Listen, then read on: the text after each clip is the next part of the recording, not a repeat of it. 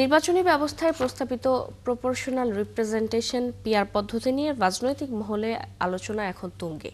রাজধানী থেকে শুরু করে জেলা উপজেলা পর্যায়ে নেতাকর্মীদের মধ্যেও চলছে হিসাব নিকেশ ও উদ্বেগ উৎকণ্ঠা। জাতীয় পর্যায়ে নেতাদের পাশাপাশি তৃণমূল পর্যায়ে নেতাদের মধ্যে রয়েছে মিশ্র প্রতিক্রিয়া। তারা বলছেন এই পদ্ধতি বাস্তবায়িত হলে কেন্দ্রীয় দলের জনপ্রিয়তা বাড়তে পারে, আবার কেউ বলছেন নেতাদের ভূমিকা কিছুটা কমে যাবে। গোলাম রাব্বির ছবি ও হাবিবুর রহমানের তথ্যে প্রতিবেদন। নির্বাচনী ব্যবস্থায় প্রস্তাবিত পিআর পদ্ধতি নিয়ে রাজনৈতিক অঙ্গনে চলছে নানা আলোচনা। তৃণমূল নেতাদের অনেকেই বলছেন এ পদ্ধতি বাস্তবায়িত হলে স্থানীয় জনপ্রিয়তা নয়, বরং দলীয় আনুগত্য ও কেন্দ্রীয় নেতৃত্বের ওপর নির্ভর করবে প্রার্থিতা ও নির্বাচিত হওয়ার সম্ভাবনা। এতে স্থানীয় রাজনীতির প্রাণশক্তি ও গণসংযোগ দুর্বল হয়ে পড়তে পারে। নারায়ণগঞ্জের রাজনৈতিক অঙ্গনের বিভিন্ন পর্যায়ের নেতারা মনে করেন পিআর পদ্ধতি বড় দলগুলোর জন্য সুবিধাজনক হলেও ছোট দল বা স্বতন্ত্র প্রার্থীদের জন্য চ্যালেঞ্জ হয়ে দাঁড়াবে। নায়াসিনামাইড ও স্যালিসাইলিক সমৃদ্ধ লিলি ফেস ওয়াশ যা ফেসের ডেড স্কিন সেল দূর করে দেয় দ্বিগুণ ফাস্টার ব্রাইটেনিং। এ বিষয়ে বিএনপি নেতা অ্যাডভোকেট সাখাওয়াত হোসেন বলেন, সাধারণ মানুষ পিআর বোঝে না, তারা গণতান্ত্রিক প্রক্রিয়ায় ভোট দিতে চায়।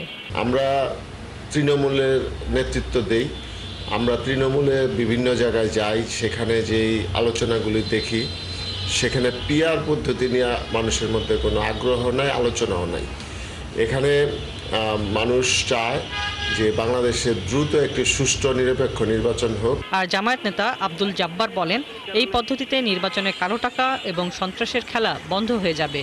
কালো টাকার খেলা, সন্ত্রাসের খেলা, আর এই প্রার্থীর উপরে যে জুলুম নির্যাতনের খেলা এবং প্রশাসনের মাঝখানে নানা ফায়দা নিয়ে অন্য পার্টির উপরে নানা ধরনের অপারেশনের একটা সুযোগ থাকে, এটা টোটালি বন্ধ হয়ে যাবে। এদিকে এনসিপি ও খেলাফত মজলিসের নেতারা বলছেন, নির্বাচনে উচ্চকক্ষ ও নিম্নকক্ষ থাকা জরুরি, এতে ভোটার তার ভোটের মূল্যায়ন পাবেন। অন্যদিকে পিআর পদ্ধতিতে নির্বাচনে সম্মতি জানিয়েছেন ইসলামী আন্দোলন বাংলাদেশের নেতারাও। এই পরিস্থিতিতে আসলে পিআর পদ্ধতিতে নিম্নকক্ষের যে নির্বাচন সেটি আসলে বাস্তবিক অর্থে পসিবিলিটি খুবই কম, এটা জনগণ ওইভাবে চাচ্ছে না। প্রায় প্রত্যেকটা ভোটের মূল্যায়ন হবে, এখানে গরিব বুঝে না, ধনী বুঝে না, শিক্ষিত বুঝে না, মূর্খ বুঝে না, আলেম বুঝে না, গাড়ি আলেম বুঝে না, প্রত্যেকের ভোটের একটা মূল্যায়ন থাকবে। এজন্য আমরা পিআরটা চাচ্ছি। যে পক্ষ বলতেছে শুধু ব্যালটের দ্বারা আমরা ইলেকশন চাই, তাদেরটাও হইল, আবার যারা একটা পক্ষ বলতেছে যে আমরা পিআর চাচ্ছি, তাদেরটাও হইল। যেহেতু এটা গণতান্ত্রিক একটা দেশ, সকলের মতকে এখানে গ্রহণ করা হইল। তবে রাজনৈতিক নেতৃবৃন্দ যাই দাবি করুক, সাধারণ জনগণ চায় নিজের প্রার্থীদের নির্বাচন করতে। দুইটা পদ্ধতিরই ভালো এবং মন্দ দিক আছে, তবে যেটা সবচেয়ে ইসের কথা যে মানুষকে কিন্তু পিআর যে নতুন পদ্ধতি এটা সম্পর্কে ওইভাবে জানানো হয়নি। হাসিবা আলী বর্ণা, ৭১।